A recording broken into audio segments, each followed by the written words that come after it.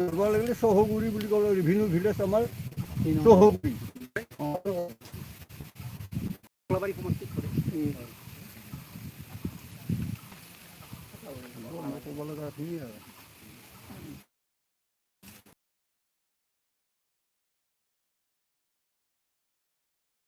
মানুহটো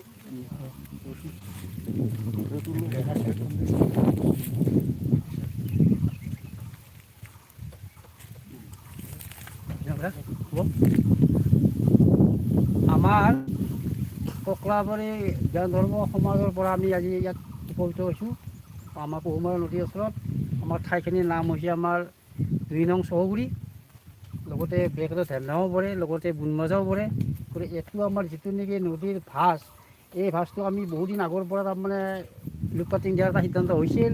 এইবিলাক আমাৰ তেওঁলোকৰ লগত আমাৰ কিবা এটা জেলাজেট ভাৱ হৈ ১ নম্বৰ ২ নম্বৰ কাটি আমাৰ ৩ নম্বৰ লোকপাতিটো আমাৰ কাটা নহ'ল। তেওঁলোকে কাটব নিদিলে, মৰামৰি হওক সিদ্ধান্ত হৈ গৈছিলে। তাৰপিছত আমাৰ মানুহখিনি তাৰপৰা গুচি আহি কামটো আধৰুৱা হৈ ৰৈ গ'ল।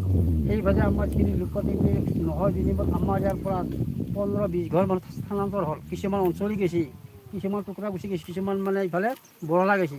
গতিকে আজিকালিতো চৰকাৰৰ পৰা কোনো এটা অনুদান নাই। একবাৰ অনুদান ইয়াত দিছিল মাত্ৰ ৪টা খুটা পোষ্টৰ। এতিয়া ফেলে দিছিল, সেই খুটা খালি ফেলে ঠক থৈ গৈছে কি নদীত তলত খুটা গাঢ় নহ'ল।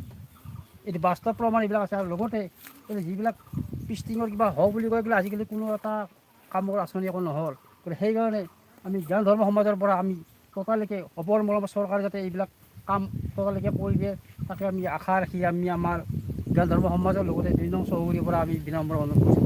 এইখিনিয়ে মোৰ এইবিলাকতো তাৰমানে ভৰি আছে ধৰে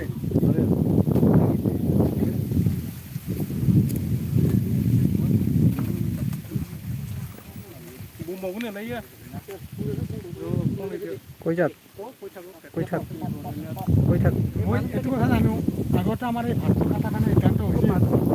আমাৰ মাজত বুজাবুজি কৰিবৰ কাৰণে আমাৰ ১ নম্বৰ ২ নম্বৰ ভাল। গতিকে ১ নম্বৰটো প্ৰথম কটা কথা আছিল। ১ নম্বৰটো কাটি নাকাটি ২ নম্বৰটো কাটি ২ নম্বৰতে কাটি আমাৰ এইবিলাক দটা বতৰত বেছি ঠিকা দিয়া হৈছিল আৰু এই ভাতটো কাটি সেইদিনাখন কথা হৈ গ'ল। হোৱাৰ পিছত এই কামটো কোনোখনত আমাৰ মাজত চৰকাৰে কোনোদিন আৰু দায়িত্ব নলওঁ।